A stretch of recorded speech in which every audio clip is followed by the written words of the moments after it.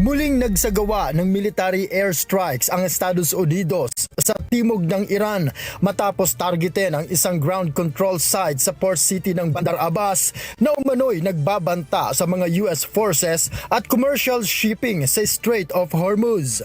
Ayon sa isang US official, 4 na Iranian attack drones din ang napabagsak ng US military habang papalapit ang mga ito sa nasabing shipping route. Nilinaw ng Washington na purely defensive lamang ang operasyon at layunin nitong mapanatili ang ceasefire sa pagitan ng dalawang bansa. Nangyari ang panibagong strikes ilang oras matapos itanggi ni US President Donald Trump ang umano'y draft deal na inilabas ng Iranian state media kaugnay ng Strait of Hormuz. Una nang iniulat ng Iranian State TV na may binubuong kasunduan kung saan papayag ang Iran na ibalik sa normal ang commercial shipping sa Strait habang magkakaroon ng joint management ang Iran at Oman sa pagbabantay sa mga barkong dadaan doon.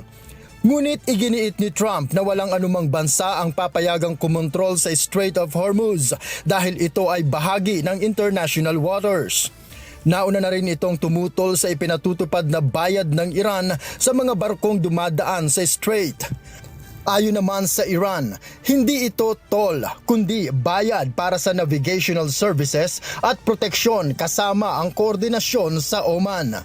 Nagbabala naman si Trump sa Oman at sinabing dapat sumunod ito sa posisyon ng Estados Unidos sa usapin ng Strait of Hormuz. Oman will behave just like everybody else, so we'll have to blow them up. They understand that. They'll be fine. Naglabas din ng babala si US Treasury Secretary Scott Bessent laban sa mga bansang posibleng makipagtulungan sa Iran sa pagpapataw ng mga bayarin sa Strait.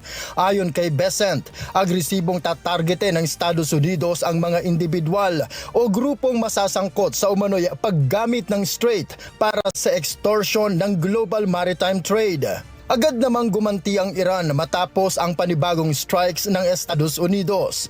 Ayon sa Islamic Revolutionary Guard Corps o IRGC, target nito ang isang American airbase na pinagmulan umano ng mga pag-atake sa Bandar Abbas.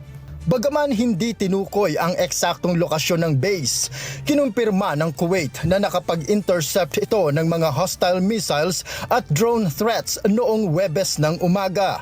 Sinabi naman ng US Central Command o CENTCOM na isang paglabag sa umiiral na tigil putukan ang pag-atake ng Iran sa Kuwait ilang oras matapos maglunsad ng drones ang Tehran malapit sa Strait of Hormuz. Ayon sa CENTCOM, napigilan din ang isa pang drone na ilulunsad sana mula sa isang Iranian ground control site sa Bandar Abbas.